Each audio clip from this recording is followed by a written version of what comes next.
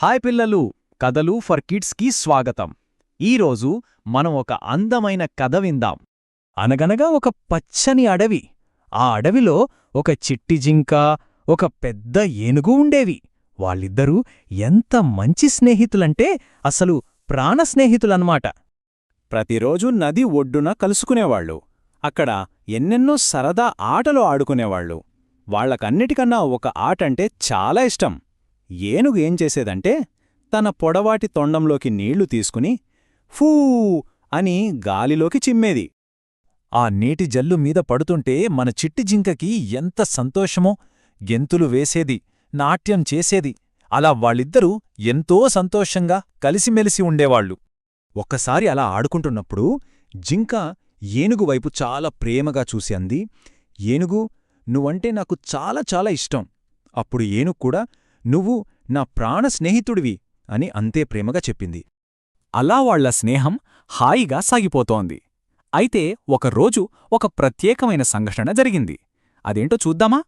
ఆ రోజు మన జింక అలా అడవిలో నడుచుకుంటూ వెళుతుంటే దానికి దారిలో మెరుస్తూ ఏదో కనిపించింది.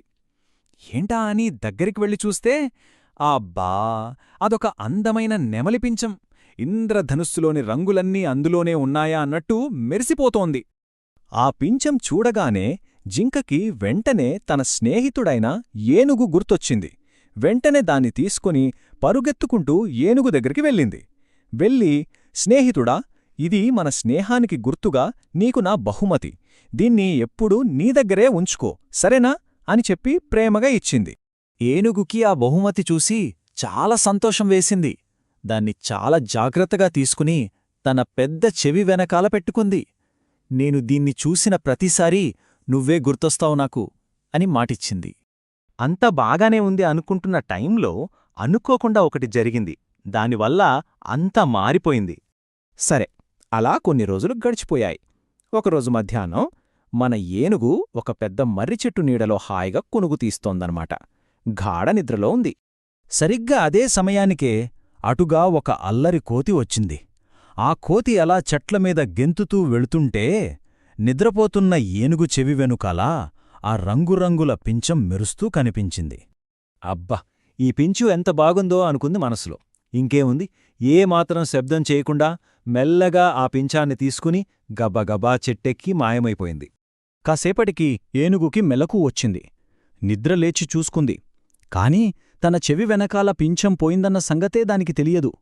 అయ్యో, ఆ పింఛంతో పాటే మెల్లమెల్లగా తన ప్రాణస్నేహితుడైన జింక జ్ఞాపకం కూడా మర్చిపోయింది. ఇలా చాలా రోజులు గడిచిపోయాయి. అసలు విషయమేమీ తెలియని మన జింక ఒకరోజు తన స్నేహితుడిని కలవడానికి వచ్చింది. కాని అక్కడ తను ఊహించనిది జరిగింది. చాలా రోజుల తర్వాత స్నేహితుణ్ణి చూడబోతున్నానని జింక చాలా సంతోషంగా పరుగెత్తుకుంటూ ఏనుగు దగ్గరికి వచ్చింది.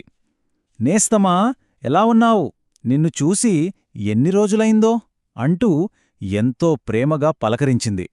కాని ఏనుగు ఆ జింకను ఎవరో కొత్తవాళ్లం చూసినట్టు వింతగా చూసి, క్షమించు, నువ్వెవరో, నన్ను ఎందుకు స్నేహితుడా అని పిలుస్తున్నావో, నాకు నువ్వెవరో గుర్తురావట్లేదే అనడిగింది. ఆ మాటలు వినగానే జింకకి గుండె ఆగినంత పనైంది. తన ప్రాణస్నేహితుడు తనని పూర్తిగా మర్చిపోయాడు. ఆ ఆలోచన రాగానే దానికి చాలా దుఃఖమొచ్చింది. తన చిన్న కళ్లలోంచి నీళ్లు జలజల కారిపోయాయి. కాని అలా బాధపడుతూ కూర్చోలేదు. జింక ఎందుకిలా జరిగిందా అని ఆలోచించడం మొదలుపెట్టింది. అప్పుడే దానికొక చిన్న ఆశ కనిపించింది. జింక అలా బాధగా అడవిలో నడుచుకుంటూ వెళుతోంది. అంతలో ఒక పొదమీద ఏదో మెరుస్తూ కనిపించింది.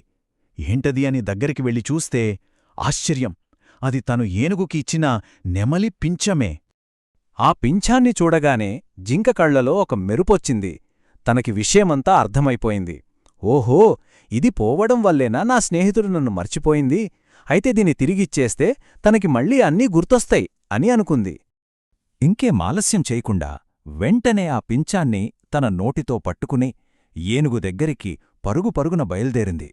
జింక ఆ పింఛాన్ని ఏనుగు ముందపెట్టింది. ఆ పింఛానులోని రంగులను చూడగానే ఏనుగుకి మెల్లమెల్లగా అన్నీ గుర్తుకురావటం మొదలయ్యాయి. తన స్నేహితురాలు జింక, వాళ్ళిద్దరూ ఆడుకున్న ఆటలు అన్నీ గుర్తొచ్చాయి.